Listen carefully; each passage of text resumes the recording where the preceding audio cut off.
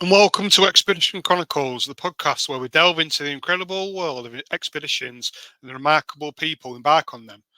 I'm your host, Neil, at Remote Medical Response, and today we have a very special guest with us.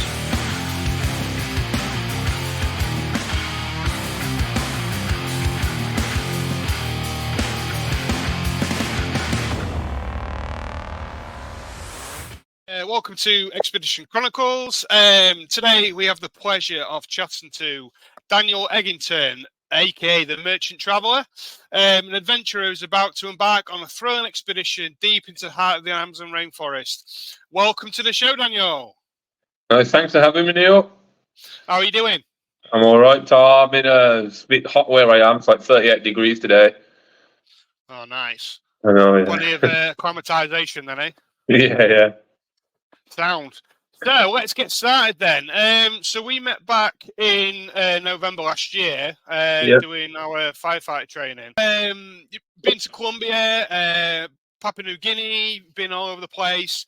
So your next one at the minute is, I believe it's the Rio Negro, right? Yeah. So can you just tell us a little bit about your background and obviously about the upcoming expedition, if that's okay? Yeah. So I'm Daniel. I grew up in the Midlands, Birmingham, and for as long as I can remember, I've wanted to do challenges. As a kid, I would go to outdoors places. As any opportunity to get out and about, I would. And when I got old enough and got a bit of money, my first trip away alone was I gained a bit of money from a job that I had, which was the best job I ever have, which was a zoo.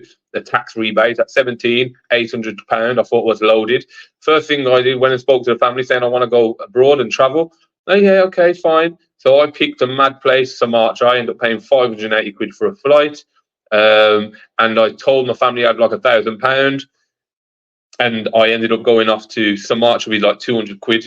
And I ended up paying local guys to take me out into the jungle, try and find Sumatran tigers. And that set me up, I think, just for traveling. But I've taken traveling very seriously in the last 4 or 5 years, like social media side of things, training for it. So yeah, and that's what set me up for the adventure side of things. And now, a few of the biggest trips I have in Colombia, Darien Gap, across the Darien Gap, and the people that are familiar with outdoors or adventure seekers, the Darien Gap is the worst place on the planet. The first 100 searches on Google comes across death, cartels. But yeah, I planned 5 years. It took me to plan that trip, and I did that in 2022. I spent 2 weeks canoeing a jungle river in Guyana in South America. But this trip, the Rio Negro, it's definitely the biggest that I have done. Will it be the biggest of my life? Probably not. But yeah, so it's a little bit about this trip. And I'm in Colombia now, in a little town called Mitu, in the Valpes department.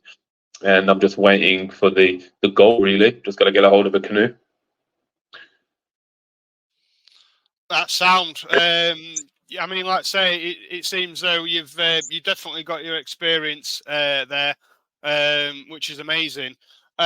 So, with regards to this new sort of expedition, then what is it you're sort of aiming to achieve, really? So the whole aim of this trip is to raise awareness for causes such as conservation, human rights, illegal environmental crimes such as logging, gold mining. But the plan or the logistical element of it is to canoe from Colombia along a Blackwater River, and that will take me. I'll be in Colombia for a month canoeing, and it's a canoeing with no outboard motor. Wow. It's going to be a lot of time alone, solo, because a lot of the guys, they're not interested in. They do a lot of local stuff, tourism, birding and all that. But once I get like 10 miles down the river, it's just going to be indigenous communities, really. Wow. And that'll be within the next. I ideally hope to go Saturday, Sunday, no later than Monday this week. Oh, nice. But yeah, so then I'll end in Manaus in Brazil. I'm a month in Colombia, but I'll be a lot longer in Brazil. I think it'll be about 6-8 weeks in Brazil, canoeing down the Rio Negro, and that's the end goal is Manaus, and hopefully spot a few dolphins on the way. Oh, nice. Yeah, that'll be very interesting. Obviously, get those arms working out on the river. But okay, so so what are the sort of challenges that obviously you're going to be faced then whilst you're going to be on your own, aren't you? So yeah. So what is it you think you might come across? I'm going to be the majority of the time. I'm going to be alone. I will be trying to source the local knowledge and guide if they can take me 20 miles one way. The local geographical knowledge, which would be ideal, perfect for me, because that'll change from town to town or village to village. But the challenges is going to be, I think, it's going to be the geography of the region, which is the river. At some points, the Rio Negro is at 15 miles wide. At some points, I know, yeah, it's ridiculous. Little islands that positively a town could sit on, but it's just all jungle. I think that's going to be the elements as well, which will be it's summer at the minute, so the water is low, but it's expected 3 days of storm next week as well from Tuesday onwards. Again, I think the Colombia side will be okay in regards to crime. I know it's a bit mad to say that in Colombia, but then when I get to Brazil, it's going to be more of the illegal, like loggers and gold mining, and they're in themselves. It's just they've got their own laws. It's going to be lawless there. It's as the nature of the area is just remote, and I hope not to come across them. But if I do, we'll see. We'll see what we can do if that occurs. No point thinking about it now because I'll just won't. Exactly. Yeah, definitely. Obviously, something you got to, whilst you're planning these things, you've got to keep them in mind. So, obviously, on that note, then, what is it you sort of got in place to make sure that you're taking care of your own safety and you sort of get out plans and that really, Yeah. I've got every time I change a hotel, I'll be in here for the next 2 nights. I always layer my kit, so I'm always looking, double checking it, playing around with the rope, making sure I can do the rope drills, what I've been learning. But kit wise, like essential first aid kit side of things, which is going to be paramount to it, especially the bleed control side of things. Again, in them sort of groups, there is a lot of mine being placed. It's a big risk. To keep you out of coca fields, especially in Colombia, not so much in Brazil, but Colombia, I would imagine. And if I come across them, that sort of stuff. But then there's an organisation that I'm working with called Northcott Global Solutions, and they're the top of the list, as in like the first come for. They're the professionals in search and rescue, risk assessments, global risk. Like they'll sit down and do security briefings with me, search and rescue element as well, which I'll be covered with them for the next 3 months. Colombia, Brazil, and Venezuela, because there is potential to kind of crisscross Venezuela border as well. But there's a few different routes that I could do, which I'm contemplating this one, so I don't need to crisscross the Venezuelan border.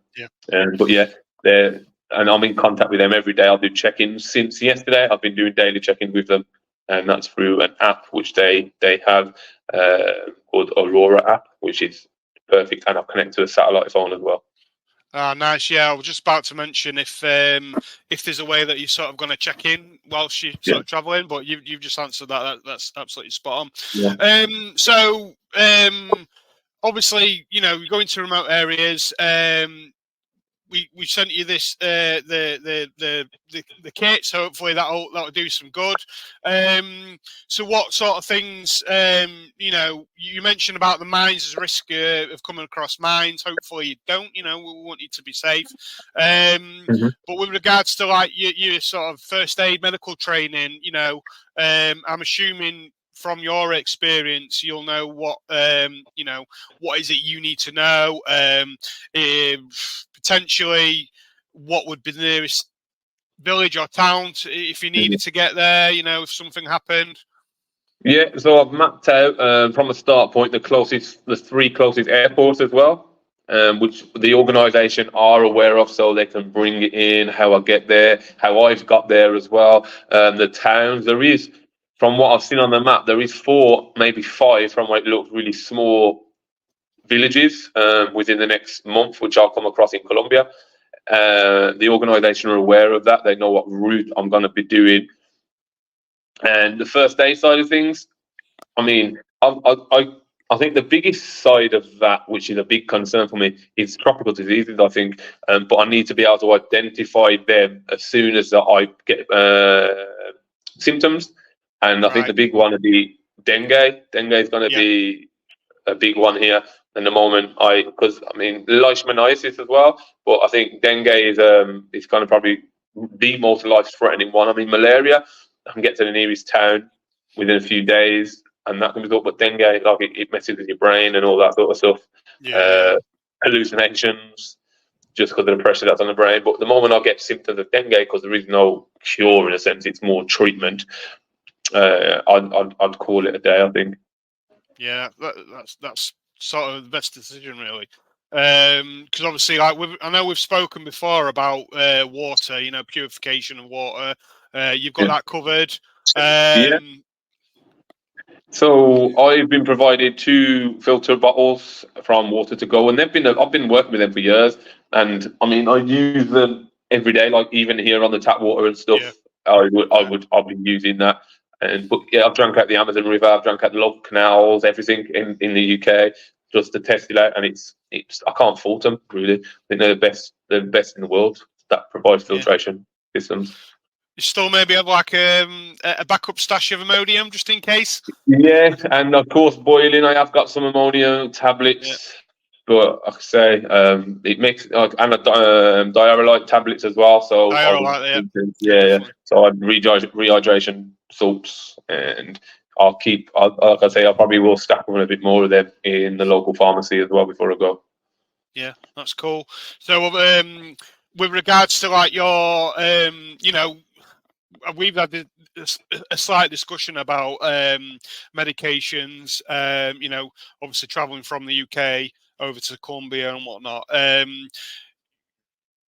Is it sort of easily accessible once you're out there to get bits and bobs as and when you need them then, before you set off? I mean, where I am here, no. In the major cities, yeah, Bogota, Medellin, it's not an issue. You can get what you can get. I mean, you can buy antibiotics and everything here, and you can't over there back in the UK.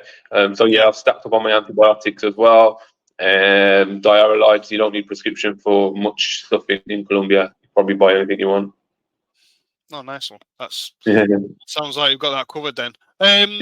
So before we wrap up, have you got any sort of final thoughts of regards to sort of I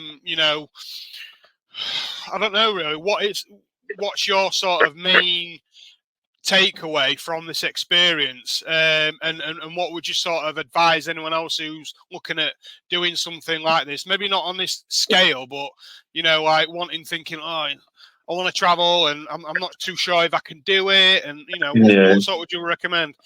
I think if, say, you plan anything, be that in the UK, be that abroad, be that wherever, I think local knowledge is the best thing. If you want to walk up a mountain in Scotland, you've got to get in touch with the local people who's done it before. The information on the ground, you'd reach out to people that have done it or people that are aware of the geography and the routes. And again, local knowledge is perfect. And preparation. I mean, a few of the trips I have had to do little recce trips prior to setting off on a major trip. So I've come out, chatted with people who said they can help me, treated it more like a holiday. It's just knowledge on the ground, and that's the best thing you can do. I mean, you can read anything on the government website, the UK government, and they'll tell you not to go to loads of places for whatever reason. I mean, it's justified in a number of ways, but I think you've got to form your own experiences. But I wouldn't encourage people to do mad, crazy things without planning and prepping. I've been doing this for 8 years. From I was 17, I'd go off on my own, more controlled environments, and then I spent a lot of time in the environment as well. So I can tell you about the venomous snakes. I've got a lot of knowledge of the fauna and flora, especially in Latin America. I think that's a strong suit of mine. And again, there's language skills as well, but again, that's not essential because you can get people in to help you in regards to that. But local knowledge. Not just going to Darien once, maybe a few times. Just to sort of let the lay of the land and get hold of the guides and sort of get trust with people. That's going to help you along your way. Yeah. And it's like I say, it's just the local knowledge, and you've got to risk assess. You've got to overdo it. I think You've got to overcompensate for everything. Think of the worst, and anything less than the worst is a bonus. Is a logic of mine. Well, again, scaremongering. I've worked out 8 out of 10 people in the world want to help you. 2 other people are the people that you want to avoid. Yeah, I mean, that's it. I mean, personal safety is paramount at the end of the day. Yeah. But, you know, like you say, there is a lot of scaremongering, you know, this is going to happen. And as long as you're sort of not going to take stupid amount of risk, and you know, it's then, like you say, yeah, I remember there was a story you told me about a couple of Americans who were in a canoe and they're all like, you know, got mad gear on and like they're from the military and whatever, and they just look crazy, and you know, they're just putting themselves in a situation where it's just mental. Yeah, I mean, if you can see. Sorry, let me just charge this phone. It's going to go. If you can see the way I dress when I'm in this environment, it's ridiculous. I'm buying local clothes. I mean, I talk to the people that I need to talk to. Literally it. Yeah. That's literally it. Why is this not charging? My phone's going to go, I think, because it's not charging. It's fake. It's fucking boiling hot. Well, we're nearly done anyway, mate. So I just want to say thanks for joining us. And the signal's been a bit on and off. You're going to lose battery. Yeah. You know, thanks for showing us your story, and we hope you know you travel safe. We'll try and keep in touch. If you know where we are, if you need anything.